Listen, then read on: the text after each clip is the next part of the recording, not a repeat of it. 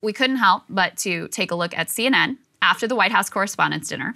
Brian Stelter and his panel trying to do a little deep soul searching about whether or not the media might be part of the problem. Let's take a listen to that. The White House Correspondents' dinner spilling across the U.S. Capitol, spawning dozens of related events all weekend long. Remarkable normalcy. President Biden showing us he can deliver a good joke, ripping Fox's hypocrisy, mocking his own low polls, and showing that he does get "Let's Go Brandon."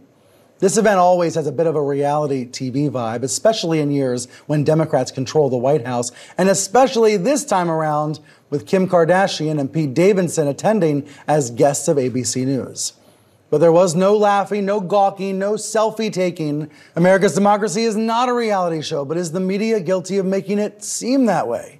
The night's entertainer, Trevor Noah, had some comments about that too. To me, it felt different than in past years, pre-COVID, pre-Trump even. To me, it felt like this was President Biden trying to talk about democracy versus autocracy, which is, David, one of his favorite themes. It is. It's from the time he announced his candidacy, he's been saying that, and it's one of his keenest insights. And people kind of ignored it. Now we see what's going on. I think he really did, with the key phrase was, that you just had up there. Democracy is not a reality show.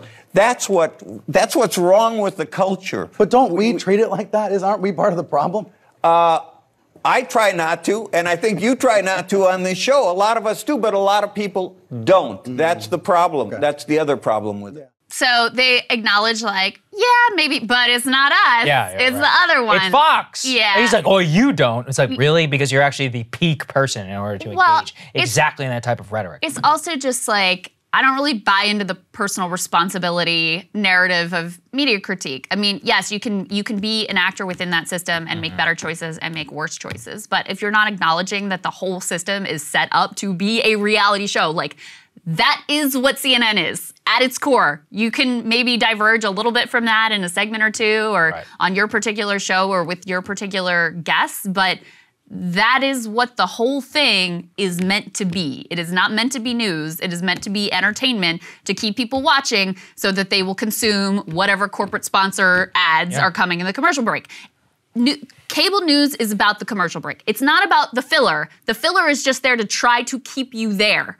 It really is about the commercial break. So if you don't see that that is the whole structure of what you're doing, then your like individual narrative of like, well, you know, we do a good job, but there may be some other people is only going to go so far. I actually remember Rush Limbaugh once gave an interview or something like this when he said, my job isn't to talk. My job is to get people to come back in or stay during the commercial break. He's like, that's how I make my money. It was an incredibly honest way. Also, by the way, why we have a direct subscription model for the bulk of our revenue. Yes. Specifically so that we can program the show and do a thing on Wellbutrin and talk about psilocybin. Right. So then we're like, well, probably won't get good ratings, but like, whatever. Or talk about the Fed and tightening policy. These are not things that they're spending a lot of time on cable for because they're not going to make a lot of money off of it. And because, look, their jobs all depend on it. I just think, look, facetious, obviously, within that. It also, what drives me nuts is selective definitions of democracy. To these people, democracy means when they win and when they're right, and that, you know, you cover it autocracy whenever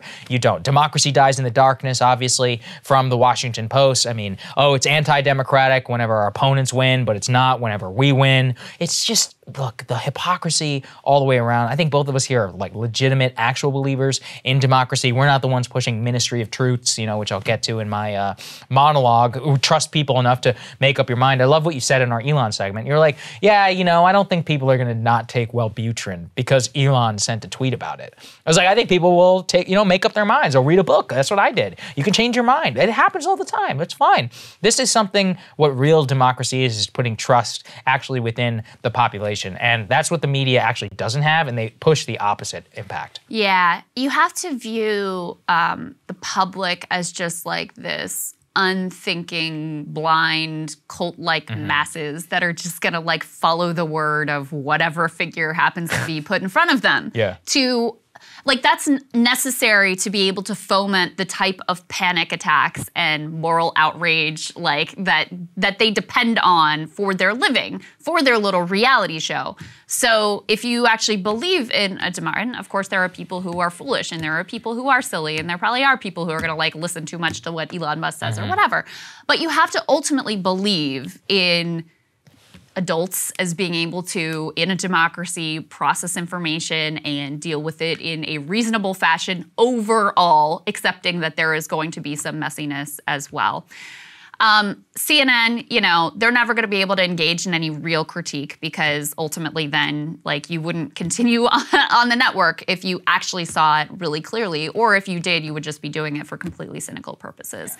Their whole thing, and this is not just CNN, this is MSNBC, this is Fox News, it's so personality driven. Think about the Build Back Better conversation. Like how much of that was actually about like the policy and let's weigh the pros and the cons, or even the Ukraine coverage, which, you know, they have reporters on the ground and they're doing like how much serious discussion have we had about, okay, here's what, you know, this increased amount of aid in terms of weapons, here's what it actually means, here's what it could lead to in terms of an escalation, here's how Russia's going to view, here are the trade-offs.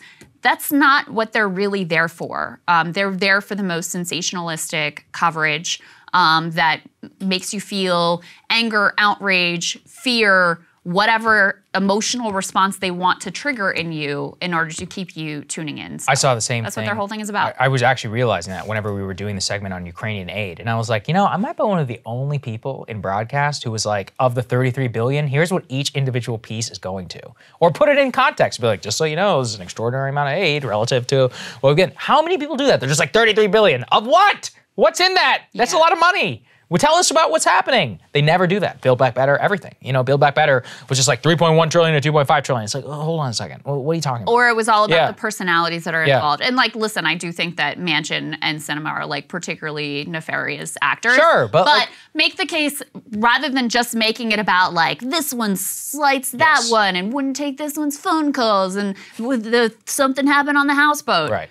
Dig into what this policy would actually mean for the people of West Virginia and how they feel about it and, you know, what the impacts would be. You have all of the resources in the world to do that type of investigation that would be truly beneficial. But I mean, it's a waste of breath to even suggest it because again, that's not what they're there for. Like that's not what they're ultimately about. It is literally a reality show with just like lame political figures as characters instead of actually interesting people. I think that's really well said. Cable news is ripping us apart, dividing the country, making it impossible to function as a society, and making it impossible to know just what is true and what is false. But the good news is they are failing and they know it.